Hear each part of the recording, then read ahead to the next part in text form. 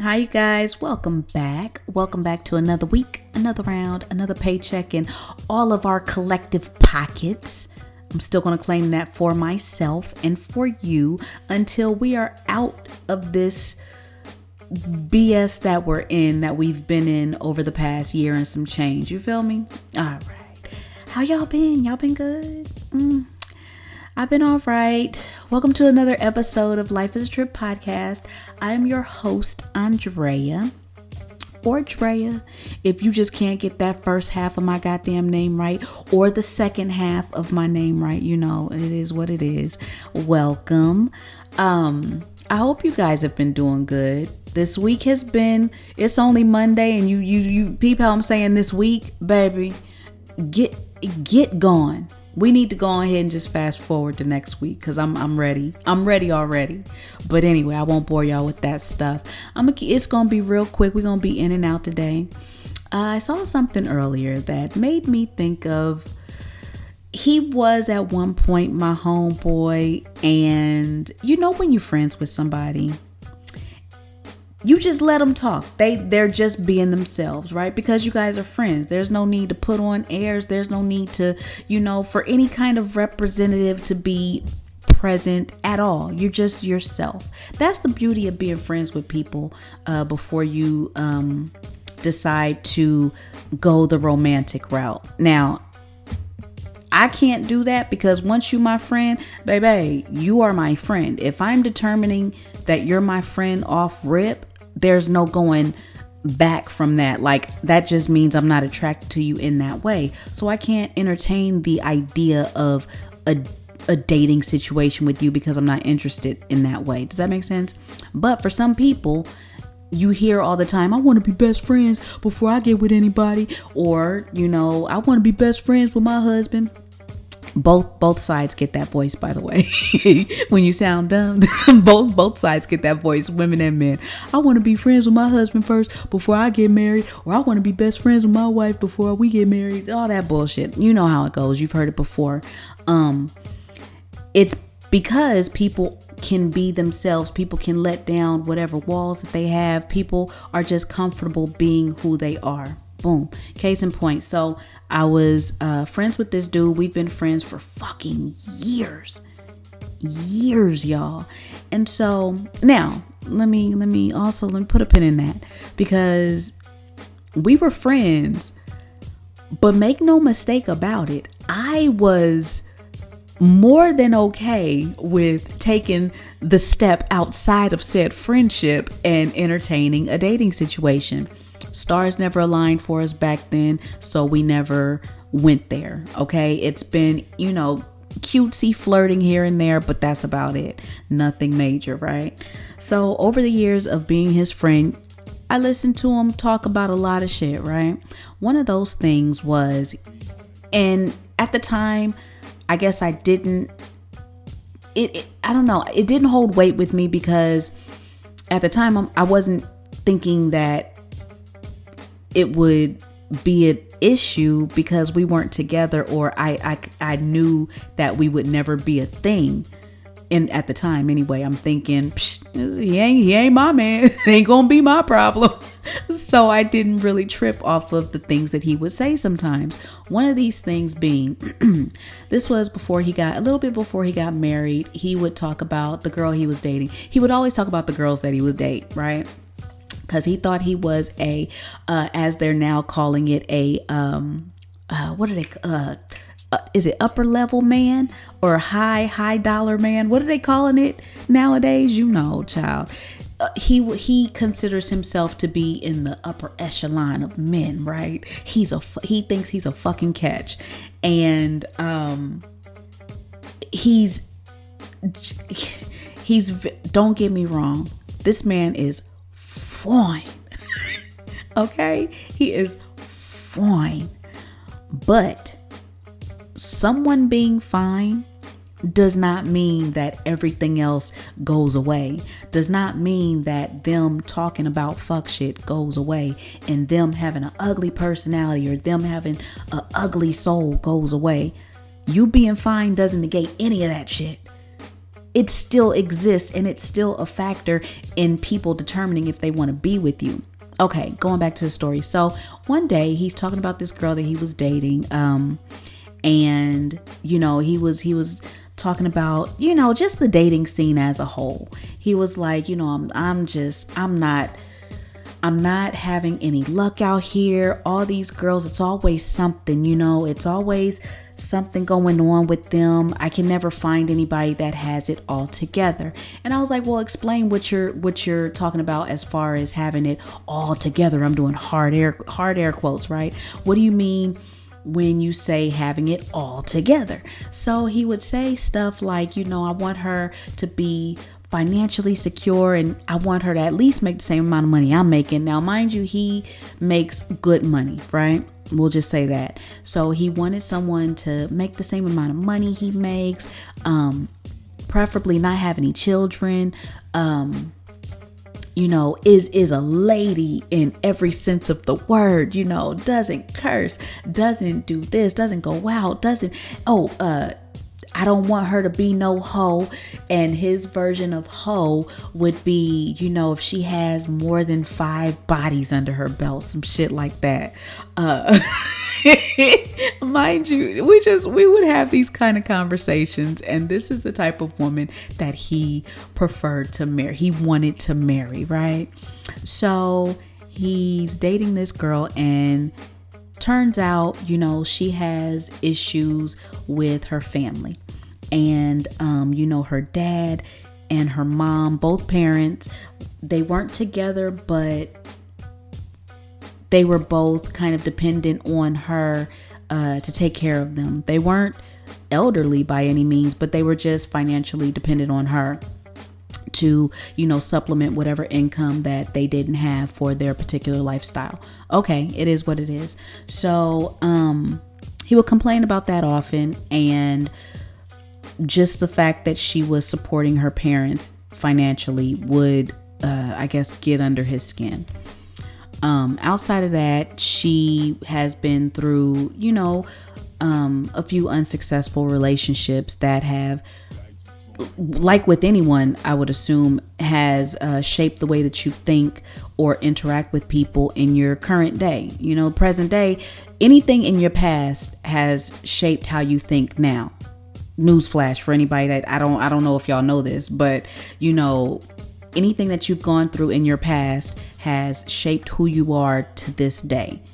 Right now, in this moment, whatever you've gone through in the past it's now showing up in who you are today. How you talk to people, how you interact with people, how you approach people on different things. Everything from then has manifested itself into who you are right now. And he didn't like that shit. He said, I don't want anybody that has daddy issues. I don't want anybody that has gone through anything like that. Or what did he say? He said something. It was very, very particular. He said he didn't want anybody that's damaged. This is where the story ends with him right there. Because this is the thing. I feel like he's not alone in that way of thinking, in that line of thinking, because most of my friends growing up were guys. I've had a bevy of women best friends and just women friends just in general, because, you know, I'm cool with everybody, right? I don't have beef with one particular, you know, I'm cool with everybody. So I have to say that. But in my dealings with the opposite sex growing up, being friends with them, a lot of these conversations would happen. And, you know, that barbershop talk, you know, I don't want nobody damaged. I don't want nobody that's been through I don't want nobody with a gang of baby daddies. You know, I don't want nobody with a gang of baby fathers and, you know, all this other kind of stuff. So it's like, with that line of thinking, you want someone that is very green. You want someone that that hasn't experienced life, but you want somebody that's experienced life. And it doesn't fucking work like that. In order to have life experience under your belt, One has to experience life. One has to have gone through a certain number of things in order to have this perspective that they have, and in order to move a certain way throughout this world, and ideally you don't want to have to raise someone's child, be it a man or a woman. You don't want to have to raise your spouse. Well, shit, let me not say that, because some men and women like that shit. For myself, that's not, I'm not raising anybody's son, but we're not talking about me right now. But I tend to have these conversations with men, and from the sounds of it, it's like they don't want these quote damaged women. And my question to you is, if you don't want damaged women, what you're telling me is you've never dogged out a woman ever in your lifetime. You've been perfect, walking the straight line. You've never dogged out anybody. You've never done anybody wrong. You've never talked to them in any type of way outside of respectfully. You've never ghosted. You've never done anything. Because that would tell me that if more men were like that, you wouldn't have as many quote damaged women out here.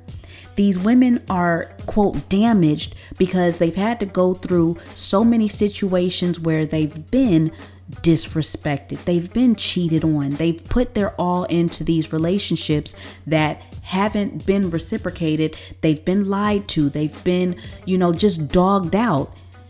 But how do you expect women not to have this, quote, damaged perspective if they aren't being, quote, damaged in the process by men just like you? You feel me? Like not you listener, because you're perfect, right? You haven't been out here dogging people, but I'm talking about the men that think like this. You want these women that are pristine, that haven't had these sort of life experience, yet you are out there actively creating these same type of life experiences that are damaging to women. As we speak, like you're creating these damaged women, but you don't want one. How does that? Am I color me crazy? But how does that work? You don't want a damaged woman, but yet you are actively out here creating damaged women. Fast forward years and years later, him and I decide to date. Clearly, I'm dumb, right? Because I didn't think about this same conversation when I decided to date this young man. Spoiler alert, the shit didn't work out because he's a shit show for a partner. I didn't know this because when you're friends with somebody, you don't think about them switching up when they're in a relationship. It's a odd dynamic. You don't think that it's going to happen, but when it happens, you're like, oh, what? You a fuck boy? Yo, who knew? But going back, I feel like had I known that he was in fact one of these men that are actively damaging women, I would have called him out years back. Like, you are them, right? Like, you're not exempt from this whole thing. Just because you want someone that, quote, isn't damaged doesn't mean that you are above anyone else that has been out here creating these type of women. So my thing is this. If this is what you're looking for, good luck.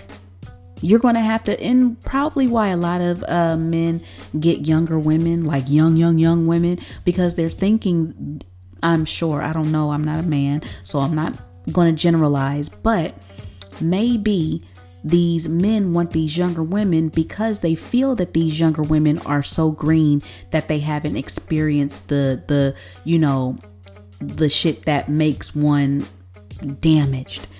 Every time I say damaged, just think about hard air quotes going around that. You know what I mean? So it's like, do better. I know you guys have heard this saying, be the change you want to see in the world. Apply it to that. When you are kind of skipping over people because you think that they're quote damaged and this and that. Think about your actions and what causes people to be that way. If you've taken part in this type of, exchange at any point in time, think about that when you're kind of cutting people out of the running for them to be your next wife, for them to be your next boo thing, whatever the case. Think about that. How have you treated people in the past? How are you currently treating people that's not creating this quote damaged person?